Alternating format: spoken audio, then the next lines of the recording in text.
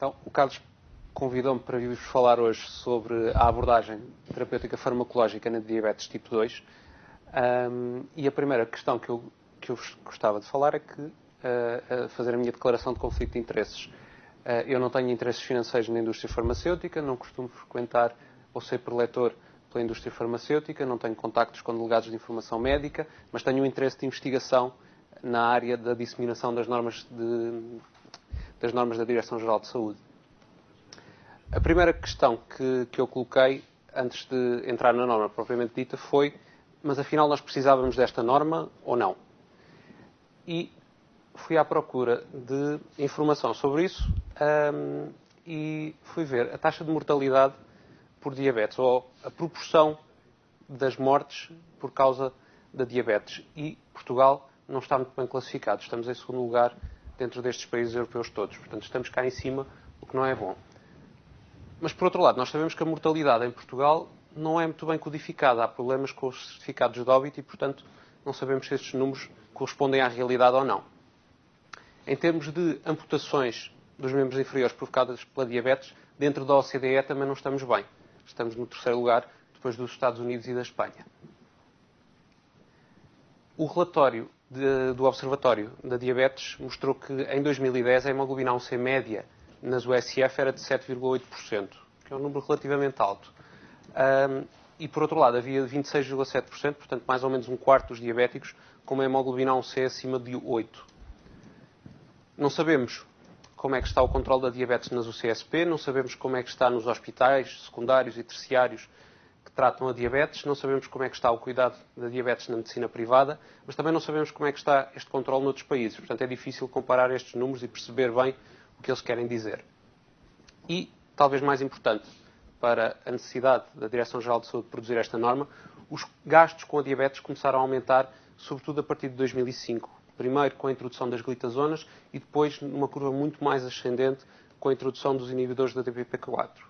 Os últimos dados são de 2010 e mostram que os inibidores da DPP-4 correspondem mais ou menos a 60% dos gastos totais com antidiabéticos orais. E será que esta norma nos vai ajudar a reduzir estes gastos sem perdermos a qualidade no tratamento dos nossos doentes? É isso que vou procurar discutir. Então, o que é que diz a norma? Em primeiro lugar, eu gostava de vos dizer que fui à procura de confirmar algumas coisas na norma e percebi que não se pode confirmar nada do que está na norma. Simplesmente porque as referências bibliográficas foram colocadas por ordem alfabética e não têm relação nenhuma com o que está no texto. E, portanto, eu não consigo verificar a fundamentação científica da norma. Depois, o que é que diz a norma propriamente dita? No capítulo norma, o objetivo principal parece ser guiar a escolha dos antidiabéticos orais, informar-nos sobre o que são tratamentos de primeira, segunda e terceira linha, quais são as contraindicações de alguns desses tratamentos e quais são as alternativas e algumas opções em casos particulares. E a norma diz que utiliza como critérios, em primeiro lugar, a ação metabólica dos medicamentos, depois o seu perfil de segurança, de efeitos adversos, o custo e a disponibilidade. Eu diria que usar as ações metabólicas, se calhar, não é o mais indicado. Deveríamos pensar em parâmetros como a morbilidade e a mortalidade. Tivemos há pouco tempo o exemplo da rosiglitazona, que nos diz que usar marcadores não é necessariamente muito boa ideia. Talvez seja melhor utilizarmos variáveis duras de morbilidade e mortalidade. E depois a norma apresenta-nos um conjunto de orientações no seu capítulo norma e este algoritmo para ajudar a entendê-las no final. Apesar de tudo, eu achei este algoritmo bastante confuso e difícil de interpretar. E por isso procurei desmontá-lo e é isso que vamos fazer nos próximos minutos. A norma diz que o tratamento de primeira linha é a metformina, a não ser que exista uma contraindicação ou intolerância ao fármaco. A metformina, de facto, é o antidiabético oral que tem melhor evidência na redução das complicações e da morbilidade e mortalidade associada à diabetes. Portanto, esta escolha de metformina como primeira linha, para a esmagadora maioria dos doentes, faz todo o sentido. Mas o que é isto de intolerância e quais são as contraindicações? Quando é que nós não podemos usar metformina? A intolerância à metformina passa sobretudo por reações adversas gastrointestinais. Diarreia, náuseas, distensão abdominal, às vezes dor. Estas reações são mais frequentes no início da terapêutica e estão relacionadas com a dose. Doses mais altas aumentam o número destas reações adversas. O que é que nós podemos fazer para reduzir esta intolerância e procurar não interromper a metformina? Administrá-la com alimentos, fazer uma titulação inicial, portanto, começar com uma dose baixa e ir subindo progressivamente a dose de metformina e, eventualmente, se os efeitos adversos aparecerem, experimentarmos reduzir a dose e, ainda assim, manter a metformina, mas numa dose mais baixa, eventualmente associada a outro fármaco. Outro efeito adverso que é conhecido há menos tempo é a diminuição da vitamina B12 que acontece com a toma prolongada da metformina. Eventualmente, um suplemento pode ser útil nos doentes que tenham uma diminuição de vitamina B12 sem necessitar de interromper a metformina, mas isto ainda não está muito bem estudado. E quais são as contraindicações?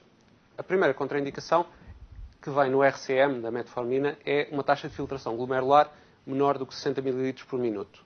Mas será que isto é mesmo uma contraindicação absoluta? No Reino Unido e na Austrália existem normas que depois são apoiadas pela Associação Americana e pela Associação Europeia do Estudo da Diabetes, que dizem que nós devemos rever a dose se a taxa de filtração estiver abaixo de 45, 50 ml por minuto, ou se a creatinina for maior que 1,5.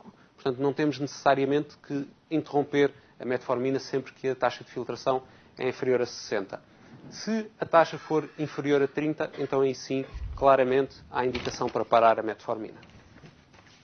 Ou se a creatinina for superior a 1,7. Depois, a metformina também está contraindicada em situações agudas com potencial para alterar a função renal. Isto tem a ver sobretudo com desidratação. É mais aplicável ao contexto hospitalar, por exemplo, ao serviço de urgência ou ao internamento por alguma patologia que possa implicar a interrupção temporária da metformina, do que propriamente aos cuidados de saúde primários, onde estas situações agudas normalmente não acontecem com tanta frequência e não são tão graves. Depois, a metformina também é contraindicada na insuficiência cardíaca, mas o NICE, de Inglaterra, e depois a Associação Americana e Europeia de Diabetes apoiam as recomendações do NICE, diz que nos casos de insuficiência cardíaca ligeira a moderada, nós devemos pesar bem as vantagens e as desvantagens de fazer metformina, porque não devemos privar os doentes que têm uma insuficiência cardíaca ligeira dos benefícios da metformina. E, portanto, podemos eventualmente reduzir a dose e decidir manter a metformina nos casos ligeiros a moderados. Outra contraindicação é a insuficiência respiratória, um infarto recente. Na insuficiência hepática, o NICE diz uma coisa parecida, portanto, pesar bem os benefícios e os riscos se a insuficiência for ligeira a moderada e, eventualmente, manter a metformina numa dose mais baixa. E o alcoolismo. A acidose láctica é uma contraindicação para a metformina, é um evento adverso que é muito raro. Existe uma revisão recente da Cochrane que encontrou a mesma incidência da acidose láctica com a metformina do que para os doentes que faziam placebo ou doentes que faziam outros antidiabéticos orais. Portanto, não temos a certeza se, de facto, esta questão da acidose láctica é mesmo verdadeira, porque os eventos são muito raros e é difícil termos a certeza que eles, de facto, são devidos à metformina. Mas, por outro lado, alguns autores sugerem que, se calhar, a incidência é tão baixa porque nós temos cuidado e não usamos a metformina nas suas contraindicações e por isso é que temos tão poucos eventos. Portanto, isto é bastante discutível se, de facto, existe acidose láctica comprovadamente causada pela metformina. Portanto, em resumo, a intolerância e as contraindicações à metformina não devem ser encaradas como uma verdade absoluta. Nós devemos pesar bem os benefícios e os riscos naquele doente individual e, eventualmente, utilizar uma dose mais baixa de metformina. Portanto, o estar numa daquelas características não obriga necessariamente a que nós não utilizemos metformina. Porque, ao fazer isso, podemos estar a privar o doente de algo que é importante. Então, e depois? O que é que acontece se a metformina não for suficiente? Em primeiro lugar, o que é suficiente? E a norma define-nos isto através da hemoglobina A1C. E diz-nos que nós devemos ter como alvo, em geral, um valor abaixo de 6,5%. Admitindo que este valor pode ser ajustado individualmente consoante as características dos doentes. E como é que a norma fundamenta isto? Remete para a norma 25, que já vamos ouvir falar depois, sobre a insulinoterapia, e as referências da norma 25 já não estão baralhadas, portanto eu consegui ver, e este ponto é fundamentado com as recomendações da Sociedade Portuguesa de Diabetologia de 2007, com a norma número 1 sobre a metformina, mas que também não tem referências, tem bibliografia, portanto não é possível encontrar exatamente as referências em que foi fundamentada, o Programa Nacional da Diabetes de 2008 e um consenso das Sociedades Americanas de Endocrinologia de 2009. Como vocês veem, são datas que já não são assim muito recentes. E houve coisas que aconteceram entretanto, nomeadamente os estudos ACCORD, ADVANCED e VAD, que puseram em causa alguma da força com que esta recomendação é feita. E por isso, a Sociedade Americana de Diabetologia, nos seus consensos de 2012, recomenda como valor-alvo, em geral, um valor inferior a 7 e não 6,5. Com grau de evidência B. Portanto, não há propriamente ensaios que provem que este valor, de facto, deve ser, mas há alguma evidência para um valor inferior a 7. Eles sugerem também que, em indivíduos selecionados, pessoas mais novas, com menos comorbilidades, pode-se tentar um valor entre 6,5 e 7, ou abaixo disto. Por outro lado, em pessoas com mais complicações, mais comorbilidade ou com uma diabetes já de longa duração, devemos apontar para valores mais altos da hemoglobina A1C, entre 7,5 e 8. E a Sociedade Americana e a Sociedade Europeia produzem esta figura que eu achei interessante, que nos mostra, no fundo, que há uma série de variáveis que temos que ter em conta quando estamos a decidir o valor da hemoglobina A1C e que devemos pesá-las para definir objetivos mais restritos ou objetivos com maior tolerância para os nossos doentes. Este também é um estudo interessante, é um estudo observacional de coorte que foi publicado no Lancet em 2010 e o que eles foram ver foi, quando nós juntávamos à metformina um antidiabético oral ou insulina, o que é que acontecia a longo prazo aos doentes. E o que eles viram foi que o ponto mais baixo de mortalidade, tanto para os antidiabéticos orais, mas como sobretudo para a insulina, estava nos 7,5%. Este é um estudo observacional, tem vieses, como é natural, mas também não há ensaios que nos provem o contrário do que está aqui. Portanto, pode ser perigoso apontar para valores muito baixos, sobretudo em alguns doentes. O que é que nós fazemos então como segunda linha depois de termos definido o nosso alvo? Em geral, para a maior parte dos doentes, uma sulfonilureia. Podemos usar um inibidor da DPP-4, segundo a norma, se houver uma intolerância ou contraindicação à sulfonilureia, aí tem mesmo de ser, ou se houver um risco significativo de hipoglicémias. E onde é que a norma sugere nós procurarmos riscos significativos de hipoglicémias? Nos idosos, em algumas profissões de risco, por exemplo, pessoas que trabalham com maquinaria pesada ou que trabalham em altura e que se tiverem uma hipoglicemia à queda pode ter lesões muito graves para a saúde, e em algumas circunstâncias sociais, em que, por exemplo, as pessoas vivem sozinhas e se tiverem uma hipoglicemia não têm ajuda. No entanto, a norma depois contradiz um pouco e o ponto 9 diz que os inibidores da DPP-4 devem ser usados só em terceira linha. Portanto, há aqui alguma contradição entre estes dois pontos. E eu pergunto, se calhar em alguns destes doentes nós podemos com segurança utilizar uma sulfonilureia em doses mais baixas. Portanto, não é obrigatório termos que utilizar o inibidor da DPP-4. Podemos considerá-lo nestas circunstâncias, mas há outras alternativas. Depois, a norma sugere também a natgalinida nas pessoas que têm um estilo de vida errático, que frequentemente saltam refeições, porque é um fármaco que tem mais tomas ao longo do dia, portanto a pessoa pode não tomar aquela dose, não tem um efeito tão prolongado e, portanto, teoricamente terá um risco um bocadinho menor de hipoglicémias do que as sulfonilureias. A pioglitazona não se consegue perceber claramente na norma. Ela aparece no algoritmo, como segunda linha, mas depois no texto da norma só diz que nós devemos utilizá-la em terceira linha. Portanto, é um bocadinho confuso o que é que os autores nos querem recomendar, se a pioglitazona ou não, como uma alternativa de segunda linha. O inibidor da alfa-glicosidase é ao contrário. Aparece no texto, mas já não aparece no algoritmo. Os autores sugerem utilizar este fármaco quando a hemoglobina A1C é menor do que 7,5, porque o poder para reduzir o valor da hemoglobina A1C é mais pequeno. No entanto, é preciso terem atenção que se o nosso objetivo for os 7,5, se calhar podemos chegar isto um bocadinho mais para cima e utilizar com valores mais altos, porque não queremos chegar aos 6,5. Sobretudo em pessoas que têm hiperglicemia pós-prandial, mas com uma glicemia em jejum controlada. Em terceira linha, considerar a utilização de insulina. Utilizar um inibidor da DPP-4 se estávamos a utilizar uma sulfonilureia e utilizar a pioglitazona se estávamos a utilizar um inibidor da DPP-4. Se por acaso começarmos com o inibidor da DPP-4, que se calhar não era isso que devíamos ter feito, se a pessoa vai precisar de um terceiro, não é? Tinha valores mais altos, então não nos esquecemos da sulfonilureia, se ainda não introduzimos. Se a pessoa pode fazer, não tem uma contraindicação para a sulfonilureia. Eventualmente também a natgalinida e o inibidor da alfa-glicosidase é aquela coisa que está no texto, mas não está no algoritmo. E então, quando há contraindicações à metformina, quando estamos naquele grupo mais pequeno de doentes que não pode fazer a metformina, com o que é que nós começamos? A norma diz que em primeira linha devemos utilizar uma sulfonilureia. De preferência, se a hemoglobina A1C for superior a 7,5, porque a sulfonilureia vai descer bastante este valor e se o valor for mais baixo podemos estar a causar as tais hipoglicémias. Quando há necessidade de controlar sintomas, portanto, a pessoa tem sintomas da diabetes, e nesse caso provavelmente vai ter uma hemoglobina A1C bastante superior a 7,5, e, eventualmente, nas pessoas sem excesso de peso, pode ser também uma alternativa. A norma recomenda um inibidor de DPP-4, preferencialmente naquelas pessoas que têm uma hemoglobina A1C até 7,5, porque não vai reduzir tanto o valor da hemoglobina A1C e tem menor risco de hipoglicémias. Eu continuo a perguntar, então, e uma sulfonilureia numa dose mais baixa? Se calhar faz sentido. O inibidor da alfa-glicosidase também é considerado como uma hipótese de primeira linha quando há contraindicação à metformina, sobretudo naqueles casos que eu falei de hiperglicemia pós-prandial e que os valores da hemoglobina A1C não são muito altos. A seguir, se nós começarmos com uma sulfonilureia, juntar um inibidor da DPP-4 ou a pioglitazona, se nós começarmos com o inibidor da DPP-4, ver se nós podemos fazer uma sulfonilureia, como falei há bocado, e, eventualmente, se não pudermos, um inibidor da alfa-glicosidase ou então outra vez a pioglitazona.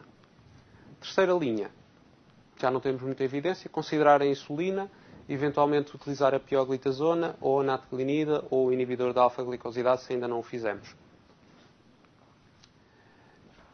Em relação aos fármacos propriamente ditos, depois a norma, no seu capítulo de fundamentação, dá-nos mais alguma informação que eu procurei complementar. A metformina, de facto, é o fármaco que tem melhor evidência para redução de eventos relacionados com a diabetes. No entanto, mesmo para a metformina, esta evidência não é muito forte.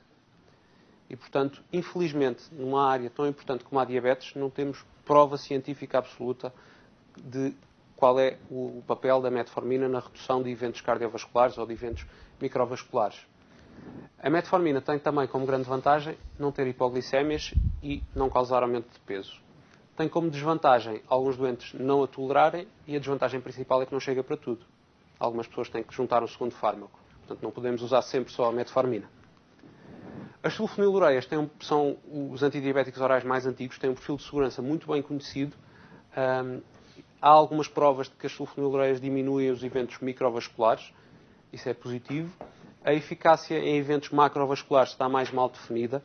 Há alguma literatura que sugere que eventualmente pode haver diferenças entre as sulfonilureias, mas isto não é claro. Causa mais hipoglicémias.